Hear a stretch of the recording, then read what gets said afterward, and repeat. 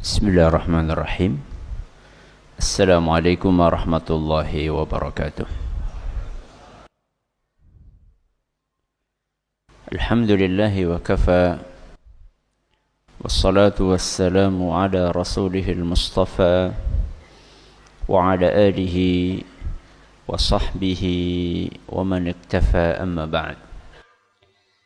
Kita panjatkan puja dan puji syukur kehadirat Allah subhanahu wa ta'ala pada kesempatan malam yang berbahagia kali ini, tanggal 28 Jumadah Tsaniyah 1441 Hijriah, atau yang bertepatan dengan tanggal 21 Februari 2020.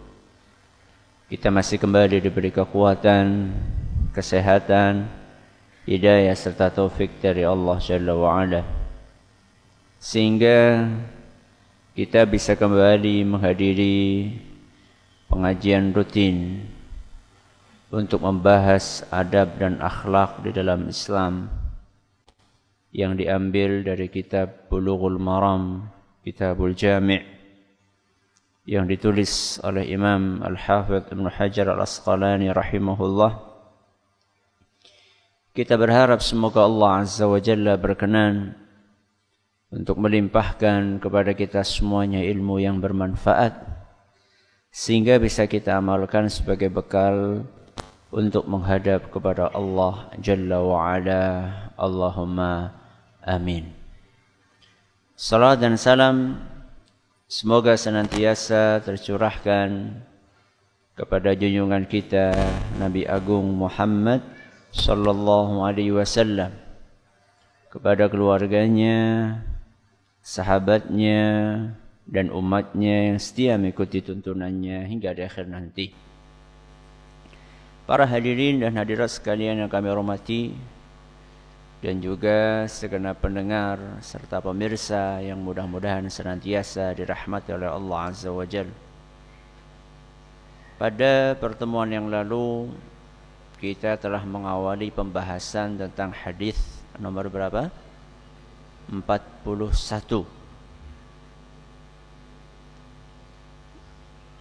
Hadis yang dinyatakan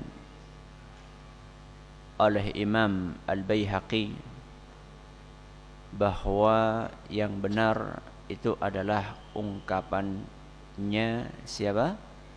Luqman Al-Hakim, seorang shalih dari kalangan Bani Israel. Berbunyi, wa an Anasin radhiyallahu anhu qala, dari Anas bin Malik radhiyallahu anhu, beliau berkata, qala Rasulullah sallallahu alaihi wasallam, Rasulullah SAW bersabda, as-samtu hikmah, diam adalah sikap bijaksana, wa qalilun fa'iluhu, namun sedikit orang yang mempraktekannya. Akhrajahu al-Baihaqi fi Syu'abi bisanadin dha'if. Hadis ini diriwayatkan oleh Imam Al-Baihaqi di dalam kitab beliau Syu'abul Iman dengan sanad yang dhaif, kata Ibnu Hajar Al-Asqalani. Wa sahhaha annahu mauqufun min qawli Luqman Al-Hakim, dan menurut Imam Al-Baihaqi yang benar ungkapan tersebut adalah ucapannya siapa? Luqman Al-Hakim. Pada pertemuan yang lalu kita telah menyampaikan redaksi cuplikan yang pertama dari hadis tersebut, yaitu as-samtu hikmah, diam adalah sikap bijaksana. Kita telah sampaikan pada pertemuan yang lalu bahwa diam itu terbagi menjadi dua.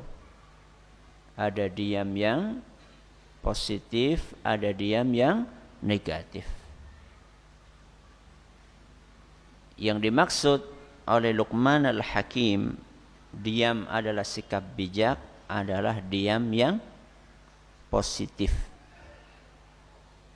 Kemudian kita akan lanjutkan cuplikan berikutnya, wa qalilun fa'iluhu. Ini akan kita bahas malam hari ini. Wa qalilun fa'iluhu.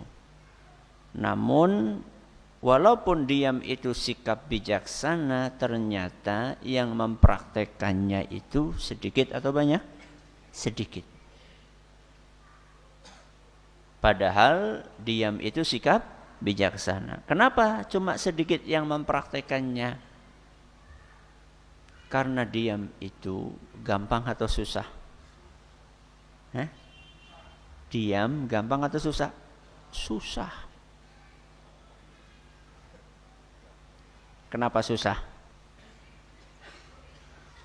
Karena menggerakkan lisan itu lebih mudah dibandingkan menggerakkan anggota tubuh yang lain. Menggerakkan lisan dibandingkan menggerakkan tangan, menggerakkan kaki, lebih mudah menggerakkan apa? Lisan.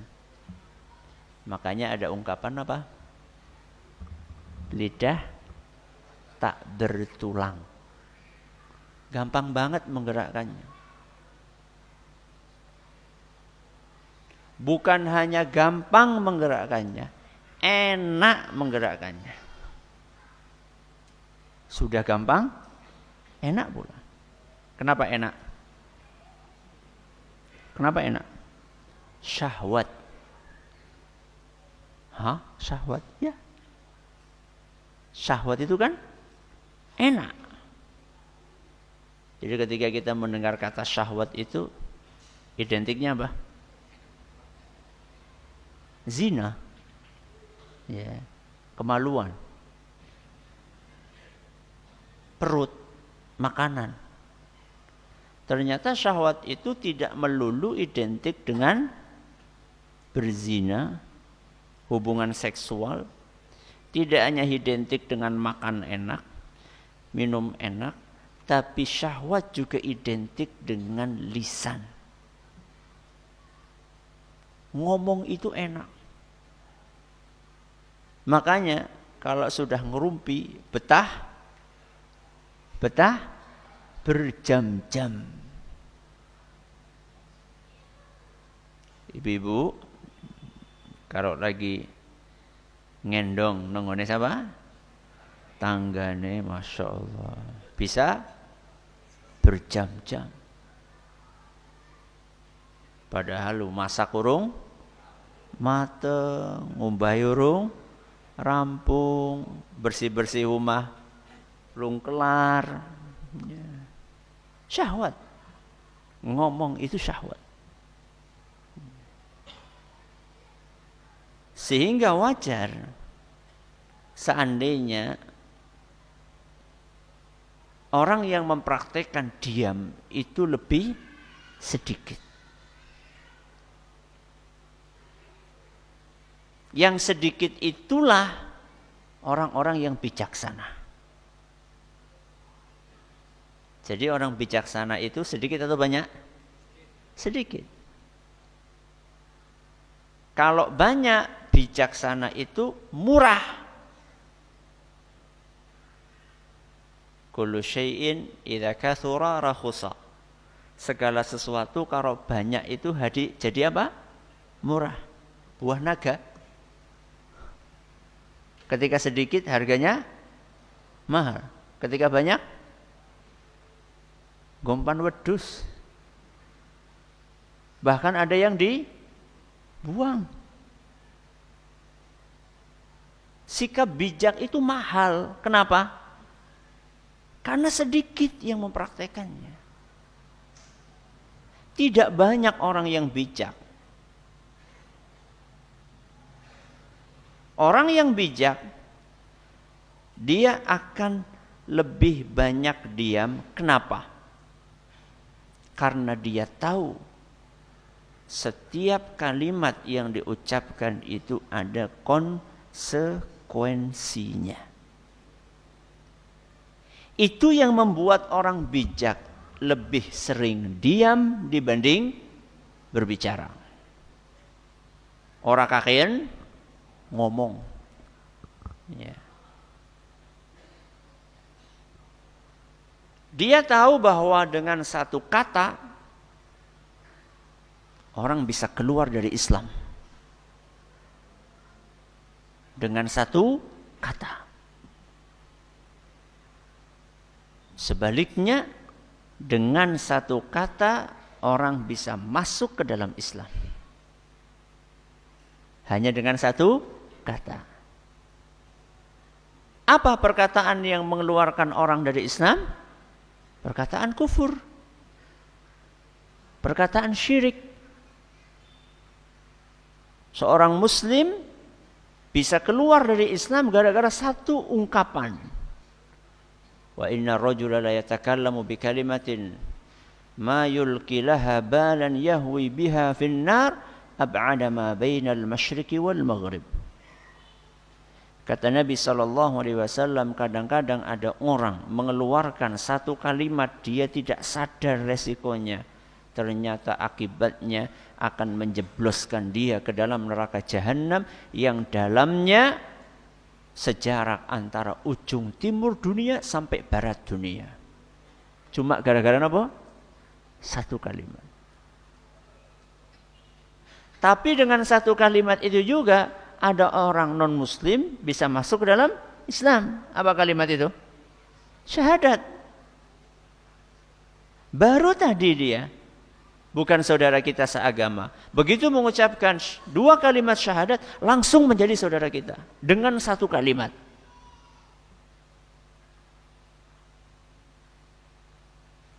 Dengan satu kalimat, sesuatu yang halal jadi haram, sesuatu yang haram jadi halal. Apa contohnya? Sesuatu yang haram jadi halal dengan satu kalimat. Dan sesuatu yang halal jadi haram dengan satu kalimat. Apa itu? Kita mulai dulu. Haram jadi halal. Apa?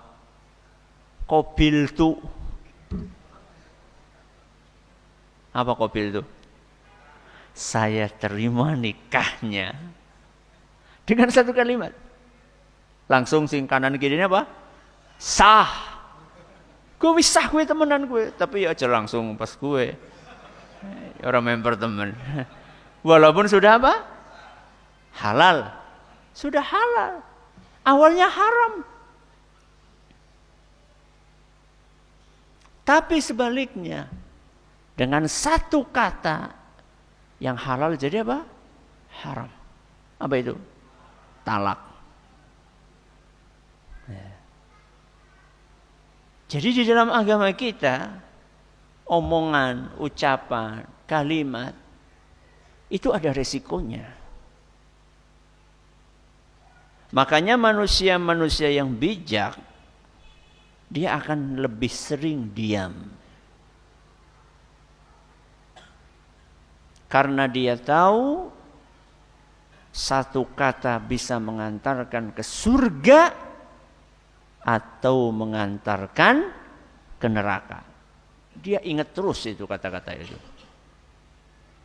Apalagi ulama. Apalagi apa? Ulama. Kata para ulama kita, ketika seseorang mau berfatwa, kalau nggak salah Imam Malik rahimahullah atau ulama yang lainnya, beliau menyampaikan, ketika aku ditanya tentang hukum sesuatu, sebelum aku jawab, maka aku membayangkan sedang berada di tengah-tengah antara surga dan neraka. Jadi ketika saya akan berfatwa, ditanya sesuatu halal apa? Haram, boleh atau tidak? Sebelum saya menjawab, saya membayangkan sedang berada di sebuah tempat, sebelah kanan saya surga, sebelah kiri saya neraka. Kalau benar yang saya sampaikan, masuk apa? Surga. Kalau salah yang saya sampaikan, masuk neraka. Hati-hati banget ulama.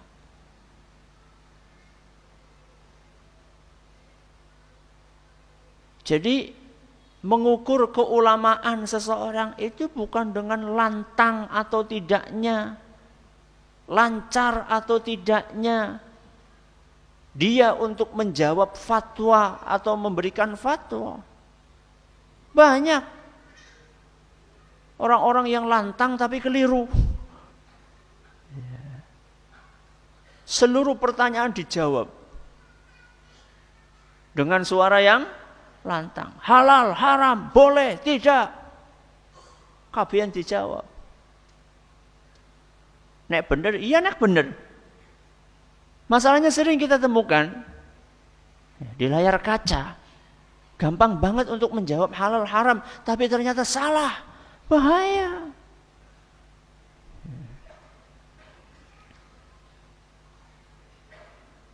Termasuk orang yang tanya lewat WA, lewat SMS. Karepe takon ustad kudu cepet apa? Dijawab.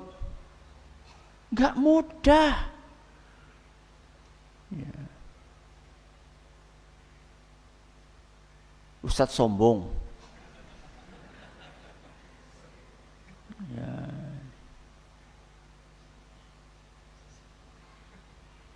Dikiranya mudah mengatakan sesuatu hal haram. Kadang-kadang sudah kayak gitu.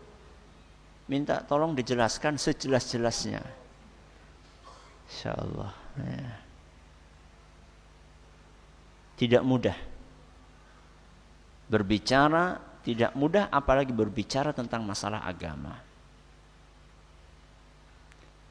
Terus bagaimana tipsnya agar kita terbiasa banyak diam? Ini yang akan kita bahas hari ini. Tips agar kita menjadi orang yang sedikit itu. Tips agar kita menjadi orang yang bijak itu. Yang lebih banyak diam dibandingkan berbicara. Apa tipsnya? Kata Imam Al-Mawardi rahimahullah dalam kitab beliau Adabud Dunya wad Din, kalau orang mau berbicara dia harus memenuhi 4 syarat. Arab ngomong be ana syaratnya. Apa yang pertama kata beliau? Berbicara apabila ada manfaatnya. Apa yang pertama? Berbicara apabila ada manfaatnya.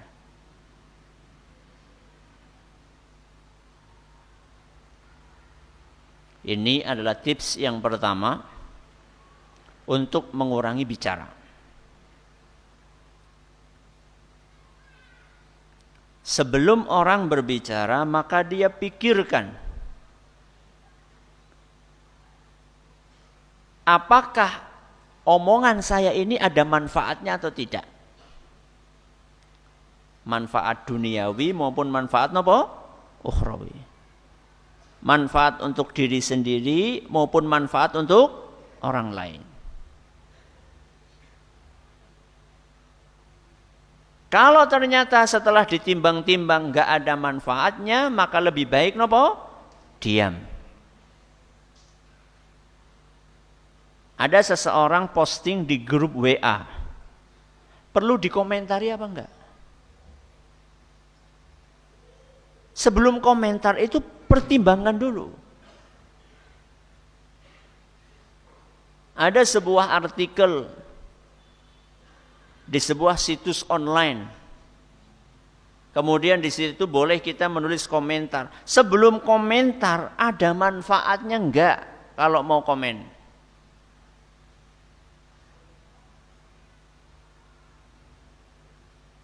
Mendatangkan pahala atau enggak kalau komen? Ada sebuah kemungkaran di dalam tulisan itu yang memang harus diingkari atau tidak? Ada sebuah kebenaran yang harus kita dukung atau tidak? Kalau kita timbang-timbang ternyata nggak ada manfaatnya, lebih baik apa? Diam. Itulah pesan dari Nabi kita Muhammad sallallahu alaihi wasallam. Hadis yang sering kita dengar. Hadis riwayat Bukhari dan Muslim.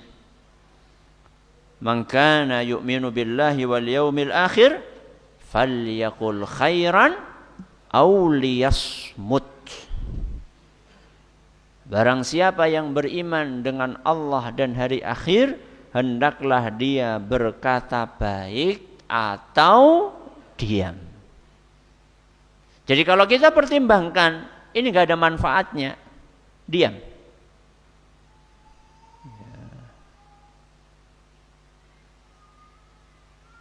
Dari situlah orang-orang bijak itu lebih sering diam.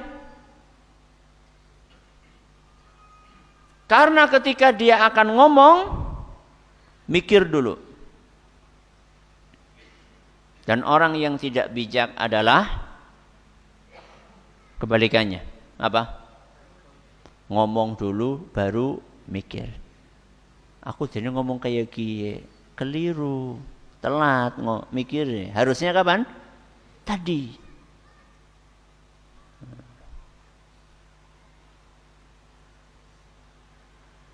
Masih ingat hadis nomor 38? Ini hadis nomor berapa sekarang? Bahasa tembok nabi wingi 38. Min husni islamil mar'i tarkuhu ma la ya'ni. Di antara tanda kebaikan keislaman seseorang, di antara tanda baiknya kualitas keislaman seseorang ketika dia meninggalkan sesuatu yang tidak bermanfaat. Itu tandanya keislaman jenengan itu berkualitas. Jadi kalau kita masih cawe-cawe sesuatu yang enggak bermanfaat, komen-komen yang enggak ada manfaatnya, setiap ada kebijakan yang dikeluarkan oleh pemerintah komen, kadang-kadang komennya enggak benar. Setiap teman kita berbuat sesuatu, komen. Itu tandanya kualitas keislaman kita belum benar. Bukan berarti enggak boleh komen, tapi komennya itu bermanfaat atau tidak. Kalau enggak, jangan. Mendingan apa? Diam. Ini tips yang pertama. Apa tadi? Berbicara bila ada manfaatnya.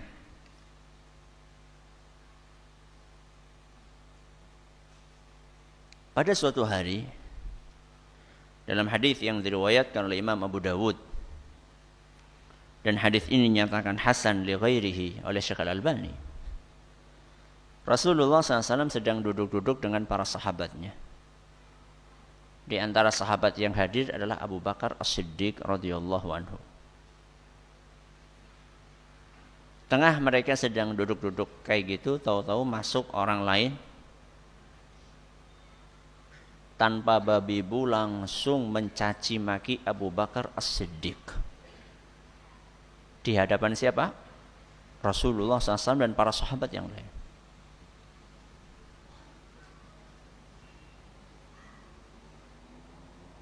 Apa respon Abu Bakar?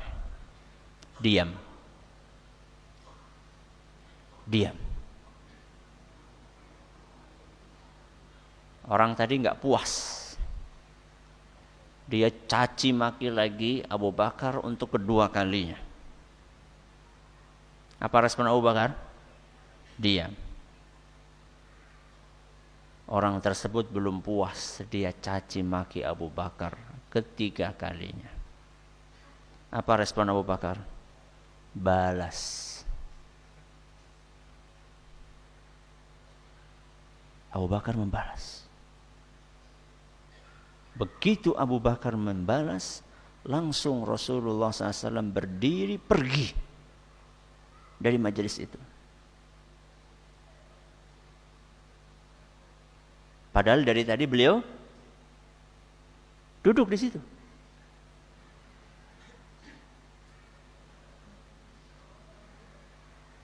Apakah dilihat sama Abu Bakar perginya Nabi SAW? Kelihatanlah. Maka langsung Abu Bakar pun membuntuti Nabi SAW. Wahai Rasul, apa kau marah? Apakah engkau marah ketika aku balas caci makian orang tersebut?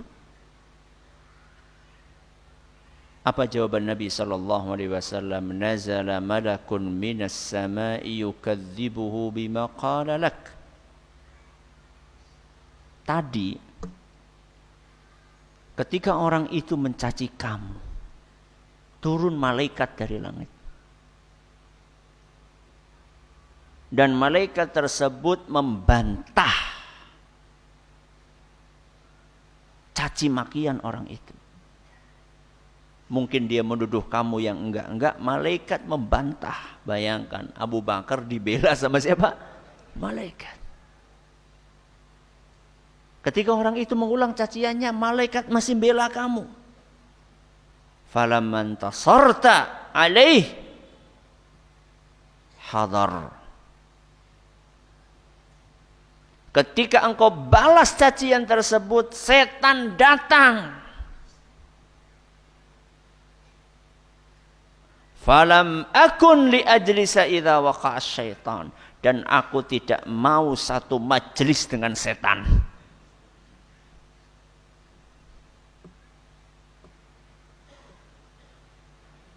Berarti enggak ada istilah ki wis ping telu lho. Ada.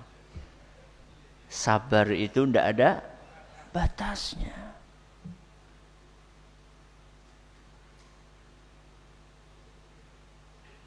Diam. Kalau nggak ada manfaatnya, diam. Sekarang apa manfaatnya ada orang nantang gelut, terus ayo nang di lapangan apa?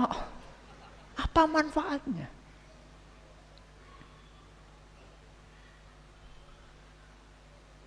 Orang yang menggunakan okol, kue kentongan apa? Akal.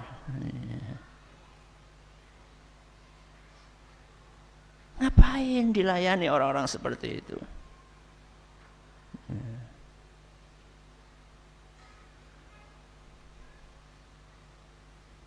Ada seorang ulama dicaci maki sama orang ketemu nggak kenal, dicaci maki. Apa jawaban beliau? Ma ab'atta. Ma ab'atta.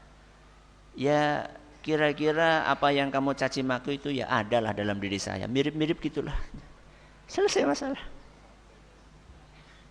Ya.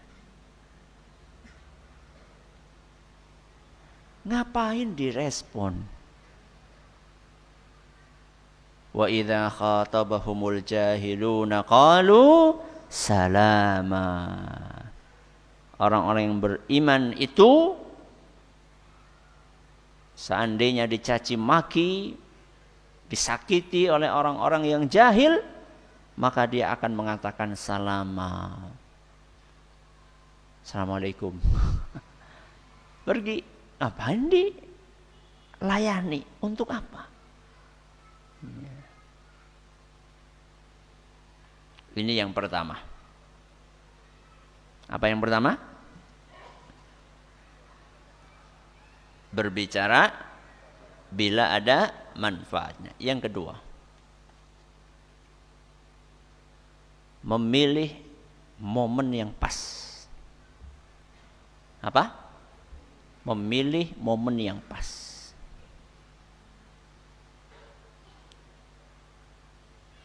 Ketika sudah dipertimbangkan, omongan ini ada manfaatnya, tidak langsung diucapkan. Yang pertama kan tadi kan diapakan? Dipertimbangkan dulu, ini manfaat atau tidak. Begitu setelah kita pertimbangkan, ini ada manfaatnya, dipilih momen yang pas untuk menyampaikan ucapan tersebut. Belum tentu sesuatu yang ada manfaatnya pas untuk disampaikan pada waktu-waktu tertentu. Belum tentu. Bisa saja cocoknya disampaikan sekarang, bisa saja cocoknya disampaikan nanti. Pertimbangkan.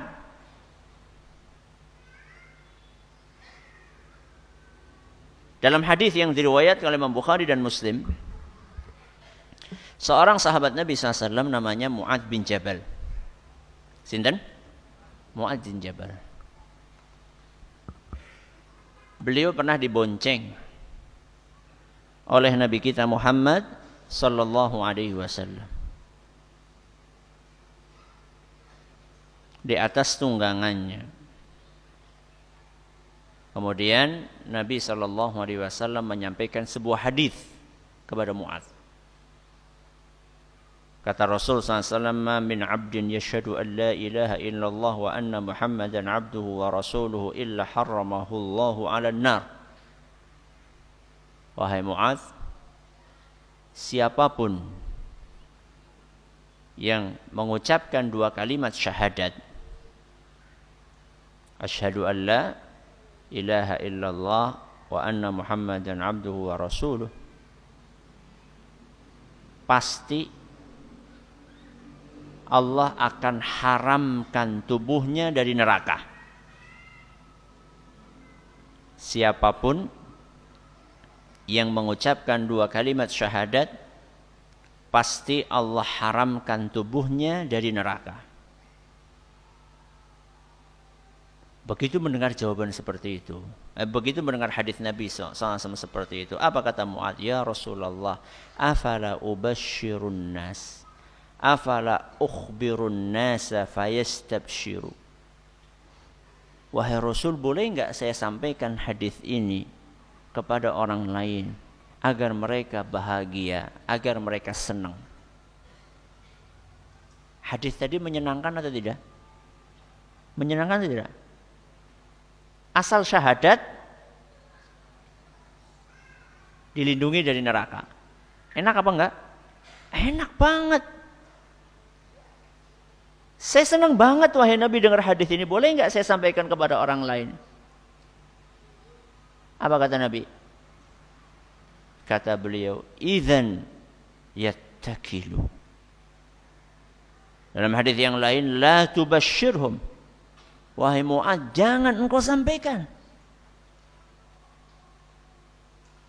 Saya khawatir orang-orang akan mengandalkan hadis tersebut. Saya tanya, hadis Nabi itu bermanfaat atau tidak? Bermanfaat.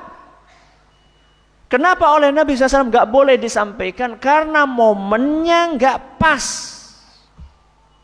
Kalau sampai disampaikan saat itu, orang-orang akan mengandalkan hadis itu. Nah, wis rasa sholat. Sing penting wis apa? Syahadat.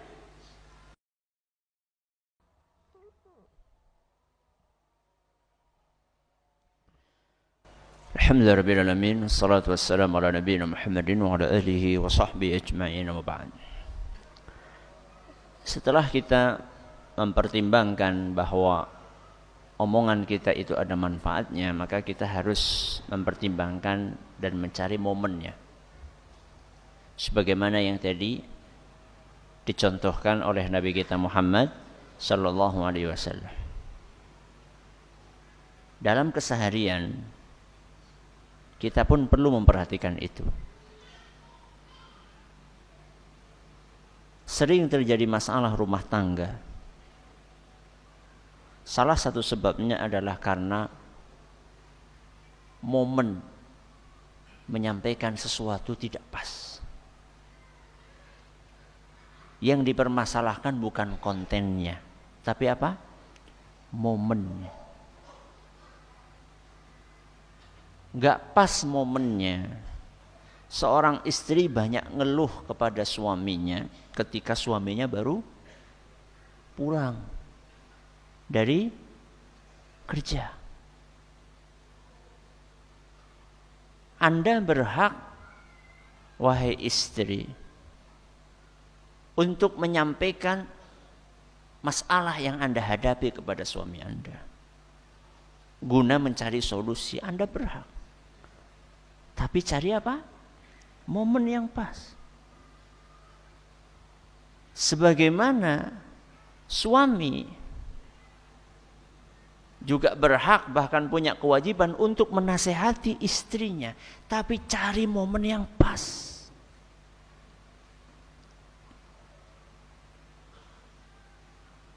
Kalau memang masih bisa ditunda, tunda, cari momen yang pas.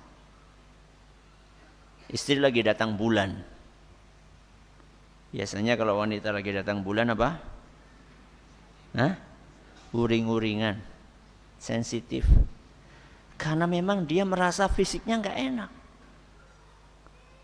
Ketika Anda ingin menyampaikan nasihat dan nasihatnya itu tidak mendesak, tidak harus saat itu disampaikan. Tunggu waktunya ketika istri mood. Nunggu bombong. Walaupun yang Anda sampaikan itu benar.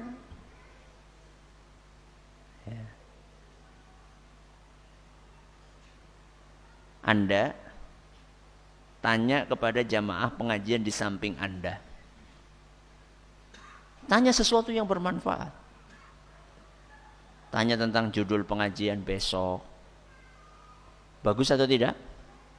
Bagus. Tapi sebelum Anda bertanya, lihat momennya pas enggak? Ustadz lagi ngomong. Ustadz lagi ceramah.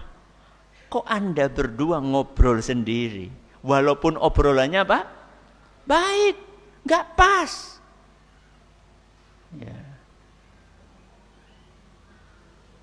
Bisa ditunda enggak tanyanya nanti habis selesai pengajian? Bisa enggak? Bisa. Bukan sesuatu yang mendesak. Kecuali kalau mendesak, anak kala jengking mlebu apa? Sak. Mendesak itu. Mas, anak kala jengking gue nang saknya jenengan gue. Ini enggak ada kala jengking, enggak ada ular. Cuma takon apa iku. Klambine si apik temen tuku nang ndi? Ya Allah. Enggak pas Mas, momennya itu enggak pas. Orang lagi Ustadz lagi ceramah, jamaah ngobrol sendiri, enggak pas. Buka HP, jawab apa? WA. Emergensi apa?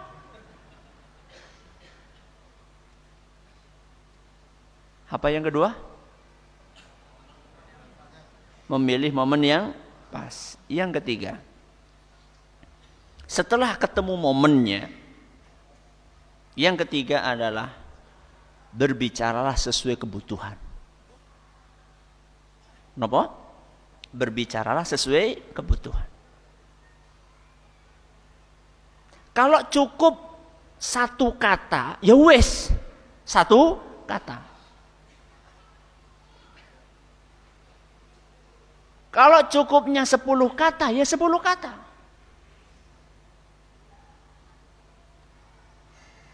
Orang yang bijak itu berbicara sesuai dengan kebutuhan. Kalau kebutuhannya 1 jam, ya dia bicaranya 1 jam. Kalau kebutuhannya 5 menit, bicaranya 5 menit. Bukan orang yang bijak, ketika dia harus bicara banyak, bicaranya sedikit. Ketika harus bicara sedikit, bicaranya banyak. Itu bukan orang yang bijak.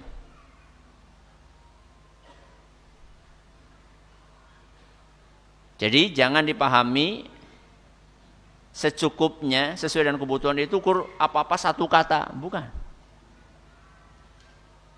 Istri kita nangis, bukan. Cep meneng. Itu enggak bijak. Jadi jangan dipahami seperti itu. Yang bijak adalah dihibur. Walaupun harus berkata banyak. Sesuai dengan apa? Kebutuhan. Makanya Rasulullah SAW kalau bicara kadang-kadang diulang sampai 3 kali. Kadang-kadang cuma sekali. Sesuai dengan kebutuhan. Ketika memang tidak cukup 1 kali, beliau SAW mengulangi sampai 3 kali supaya faham. Nah sekarang kalau misalnya segala sesuatu harus diukur, perkataannya harus sedikit. Coba dari tadi saya ngomong sampai sekarang itu kalau dihitung sudah berapa kata coba? Bisa saja saya cuma mengatakan Luqman Al-Hakim berkata, diam adalah sikap bijak. Hanya sedikit yang mempraktekannya. Wassalamualaikum warahmatullahi wabarakatuh. Bisa. Tapi apa mudeng?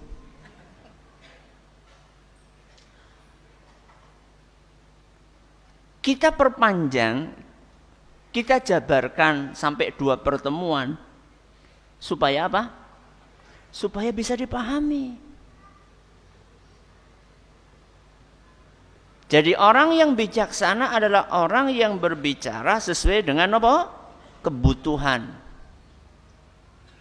Kalau cuma butuh 5 menit, ngapain dipanjangin sampai 10 menit? Biasanya kalau cuma butuh 5 menit, ngomongnya sampai 10 menit, itu biasanya tambahan-tambahannya itu yang gak ada manfaatnya. Contoh, tanya sama ustadz. Langsung aja to the point. Kenapa? Karena waktu ustadz terbatas. Apalagi yang tanya perempuan. Guru kami, Syekh Ibrahim bin Amir Rahili, hafizahullah. Itu kalau ada seorang akhwat wanita nelfon pengen tanya, itu biasanya kan kalau orang Arab itu kan nanya kan panjang, kaifal hal, gimana sehat, gini gimana kabarnya, langsung aja, iya silakan langsung aja. Tapi lain cerita ketika yang nelfon beliau seorang yang beliau kenal, murid beliau laki-laki atau teman beliau, prolognya, pemanasannya itu panjang itu. Kaifal hal, gimana kabarnya, sehat, alhamdulillah, gimana anak-anak, gimana teman-teman, gimana dakwah. Setelah lama baru kemudian silahkan. Tapi kalau perempuan nggak kenal, bukan apa-apanya, atau ada apa-apanya, itu bahaya. Ya. Sesuai dengan apa? Keperluan. Yang keempat, yang terakhir, memilih redaksi yang pas. Apa? Memilih redaksi yang pas. Ketika kita akan berbicara, sudah ketemu momennya, sudah tahu ini bermanfaat, maka kita harus pilih kata-kata yang akan kita gunakan. Karena salah milih kata bisa berbuntut panjang. Apalagi orang Jawa. Cuma gara-gara seharusnya pakai kata panjenengan, terus diganti apa? Sampean, apa maning kowe, buntute panjang. Menantu nggak tahu adab. Menantu ngomong sama siapa? Mertuanya. Kowe mengendi? Astagfirullahaladzim. Kalau dalam bahasa Indonesia, kamu sama apa? Anda. Kamu sama Anda. Atau dengan mertua ya jangan kamu gitu. Mertua ya bapak, ya, ibu gitu ya. Makanya ada ungkapan bijaksana mengatakan al-kalimatu qabla an tatakallama biha tamlikuha fa idza takallamta biha malaktaka. Omongan itu sebelum engkau ucapkan, engkau kuasai dia.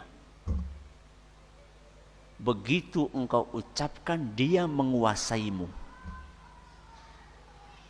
Omongan sebelum kita ucapkan, kita bisa menguasainya. Terserah kita akan ucapkan atau tidak kita ucapkan. Kita ucapkan kepada siapa. Begitu sudah kita ucapkan, dia akan menguasai kita.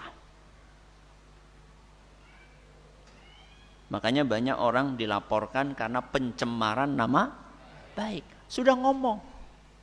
Sudah. Kita dikuasai, sudah diatur sama omongan kita. Harus pergi ke polisi, harus nyewa pengacara, harus ini. Karena kita sudah terlanjur ngomong. Kalau sudah terlanjur ngomong, dia menguasai kita omongan tersebut. Tapi sebelum kita ucapkan, kita yang menguasai omongan tersebut. Ada berapa?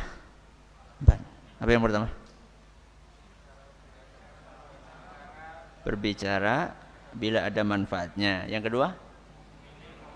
Pilih momen yang pas. Yang ketiga? Berbicara sesuai kebutuhan. Yang keempat?